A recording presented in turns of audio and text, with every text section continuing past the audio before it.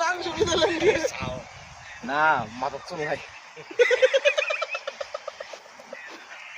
কোনো দিকে শান্তি নাই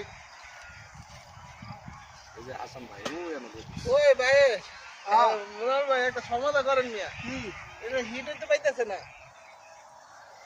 এম নইলে রাইতে 3 আমাদের খাওয়া হইতো না পেঁয়াজ গরম হয়নি অন্তরি মনে হয় কি কামলা